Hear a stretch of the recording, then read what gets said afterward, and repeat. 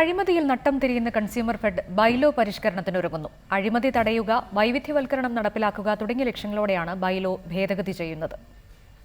കൊച്ചിയിൽ കഴിഞ്ഞ ദിവസം നടന്ന വാർഷിക പൊതുയോഗമാണ് ബൈലോ ഭേദഗതിക്ക് അംഗീകാരം നൽകിയത്. സഹകരണ രജിസ്ട്രാർ കൂടി ഒപ്പുവെച്ചാൽ വർഷങ്ങളുടെ ഇടവേളയ്ക്ക് ശേഷം സ്ഥാപനത്തിന് നടത്തിപ്പടക്കമുള്ള കാര്യങ്ങളിൽ സമഗ്രമായ മാറ്റമുണ്ടാവും. അഴിമതി തടയുന്നതിനായുള്ള പുതിയ സമിതികൾ രൂപീകരിക്കുക, സ്ഥാപനത്തെ ലാഭത്തിലാക്കുന്നതിനായി വൈവിധ്യവൽക്കരണം നടപ്പിലാക്കുക എന്നിവയാണ് പുതിയ ബൈലോയിൽ ഉള്ളതെന്ന് കൺസ്യൂമർ ഫെഡ് MD S രത്നകുമാരൻ പറഞ്ഞു.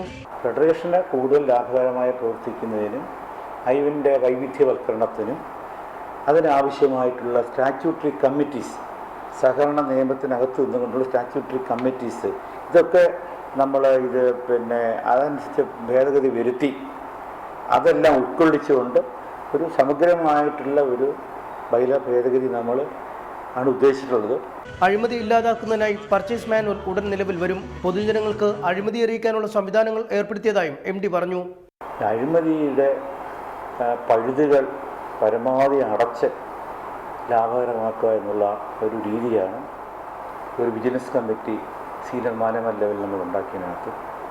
അതുപോലെ തന്നെ നമ്മളിപ്പോഴേ പൊതുജനങ്ങൾക്ക് ഇങ്ങനെയുള്ള അഴിമതി പറ്റിയിട്ടുള്ള പരാതികളോ അല്ലെ വല്ല ദൃശ്യങ്ങളൊക്കെ അയക്കുന്നതിന് വേണ്ടിയിട്ട് നമ്മളുടെ വാട്സപ്പ് സംവിധാനം ഉണ്ടാക്കിയിട്ടുണ്ട്.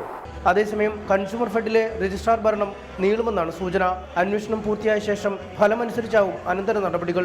അഴിമതിയിൽ ഭരണസമിതിക്ക് പങ്കുണ്ടെന്ന് കണ്ടാൽ പുതിയ തെരഞ്ഞെടുപ്പും നടന്നേക്കും. റിപ്പോർട്ടർ, കൊച്ചി.